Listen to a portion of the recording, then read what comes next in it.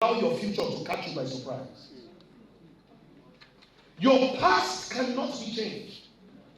But you have no right to allow your future to catch you by surprise. Meaning that, listen to me, you may not be able to do anything about the things that have happened, but it is well within your responsibility to choose what will happen to you. Only a wasted generation says, "Que sera, sera." Whatever will be, will be. What is going to happen in Nigeria in the future, we cannot see. A generation that will change its future must first and foremost accept that the responsibility to build the future starts with them. Your children were not cursed to have been born to you. And God knows all things and still decided that you will be born in Nigeria for such a time as this. Why? Because God knew that He gave you everything required for you to solve the problems of your time. Why were you not born in 1912 like Tafawa Balewa? Because at that time the issues required a level of sophistication that they could deal with. They didn't have cybercrime. They couldn't solve the problems of our time. And I promise you, you cannot solve the problems of your children's time. But the problems of your own time are within your right to solve. And for many of you, your gift is the pen. For some of you, your gift is the keyboard. It's the ability to shape and influence the way people think about Nigeria.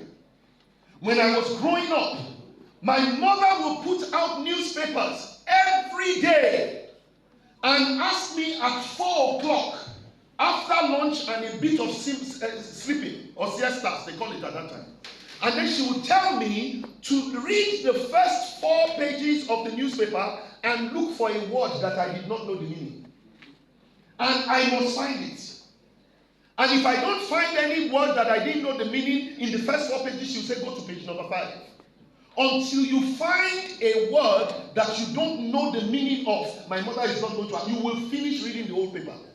But do you know that my mother could entrust her faith and her son to the editors of a newspaper, believing that they will not write bad English inside, believing that whatever they wrote for the day will be something that will inspire her son to want to be great, believing that it will not be bad news that they will saturate the whole paper with, thinking that bad news sells. Because you see, there is something that we don't understand many times. That listen, whenever I look at you, I cannot see what is behind you. And when I turn around and look at this stage, I cannot see you. Is it because you're not there? Sorry, is it because you're not there? No. Yeah. So that tells you that focus creates blindness. It is not that, listen to this, it is not that there is nothing good and nothing bad to write. It is just that what we will read on the pages of newspaper are going to be the ones we decide to focus on. Every generation must remember this. A few years ago, I was doing something called a media leadership tour. And I went to some of the newspaper houses, Guardian, Punch, This Day. I went around. Some of you, I don't know if anybody was there when I came to your newspaper.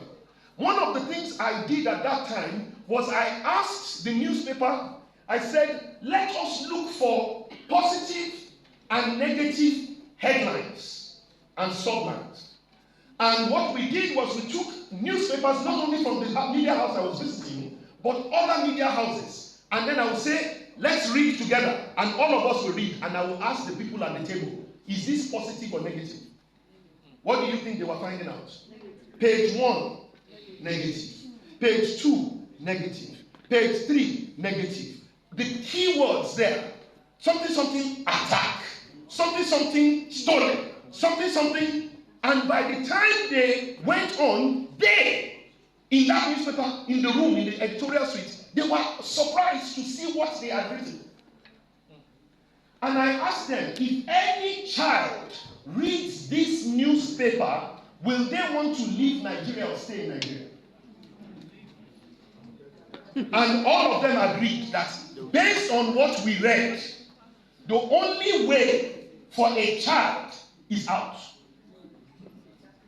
Now, is it that I was asking the newspapers to lie? No. I asked them to be future sensitive.